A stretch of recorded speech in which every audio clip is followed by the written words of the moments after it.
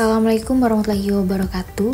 Baiklah, di sini kami akan membahas tentang Undang-Undang Kesehatan Nomor 17 Tahun 2023 yang menjadi salah satu kebijakan kesehatan paling kontroversial.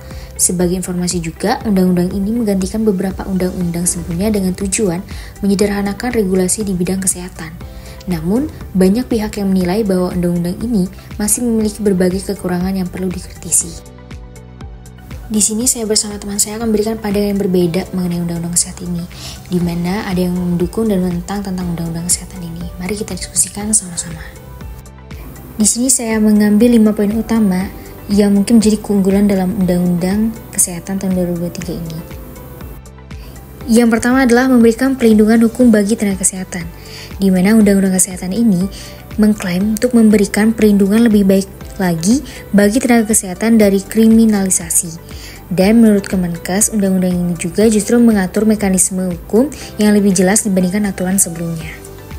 Yang kedua adalah menyederhanakan regulasi dengan Omnibus Law. Nah, dengan menggabungkan 13 undang-undang dan mencabut 9 undang-undang, regulasi kesehatan menjadi lebih efisien. Selanjutnya juga penyederhanaan ini bertujuan untuk mengurangi birokrasi yang berbelit, misalnya dalam perizinan tenaga medis. Yang ketiga, mengembalikan regulasi perizinan ke pemerintahan. Sebelumnya kita tahu bahwa Ikatan Dokter Indonesia memiliki kewenangan dalam perizinan praktik dokter. Nah, dalam Undang-Undang Kesehatan ini, mengembalikan wewenangan ini ke pemerintah agar lebih transparan dan tidak menjadi monopoli dalam suatu organisasi. Yang keempat, membuka peluang masuknya tenaga medis asing. Nah, dalam pasal 248 dan 251 mengizinkan tenaga medis asing berpraktik di Indonesia dalam kondisi tertentu.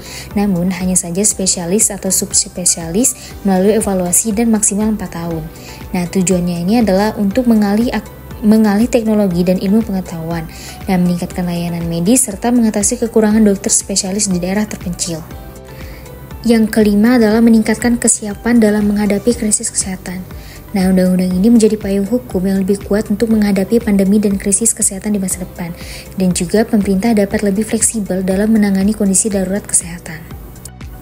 Nah, di dalam 5 poin utama keunggulan Undang-Undang Kesehatan tahun 2023, di sini teman saya juga akan menentang tentang pengesahan Undang-Undang Kesehatan dalam aspek perlindungan tenaga kesehatan. Berikut beberapa alasan mengapa saya menolak undang-undang ini. 1. Minimnya partisipasi publik dalam penyusunan undang-undang. Contohnya, organisasi profesi seperti IDI dan IBI menilai proses legislasi dilakukan tergesa-gesa dan kurang melibatkan tenaga kesehatan. Undang-undang ini dianggap sebagai bentuk sentralisasi kekuasaan di tangan pemerintah. 2. Kriminalisasi tenaga medis dan kesehatan. Pasal 440 mengatur sanksi pidana bagi tenaga medis yang melakukan kelalaian hingga menyebabkan luka berat atau kematian pasien. Organisasi profesi menilai aturan ini berpotensi menjadi pasal karet dan bisa menakut-nakuti tenaga medis. 3. Penghapusan mandatory spending untuk kesehatan. Sebelumnya, undang-undang mengatur bahwa 5% dari APBN harus dialokasikan untuk kesehatan. Undang-undang kesehatan menghapus ketentuan ini, sehingga dikhawatirkan anggaran kesehatan akan berkurang. 4. Pelemahan peran organisasi profesi. IDI dan organisasi profesi lainnya kehilangan kewenangan dalam penerbitan surat izin praktik atau SIP. Ada kekhawatiran bahwa tanpa peran organisasi profesi, standar etika dan kualitas dokter bisa menurun. 5. Liberalisasi tenaga kesehatan asing. Kemudahan bagi dokter asing berpraktik di Indonesia dikhawatirkan akan mengancam dokter lokal, terutama jika kontrol kompetensi tidak dilakukan secara ketat.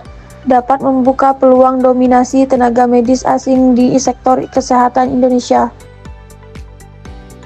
Kesimpulannya adalah Undang-Undang Kesehatan Nomor 17 Tahun 2023 memiliki keunggulan dalam menyederhanakan regulasi dan meningkatkan fleksibilitas pemerintah, tetapi juga menghadapi kritik terkait partisipasi publik, kriminalisasi tenaga medis, dan potensi liberalisasi tenaga kesehatan asing.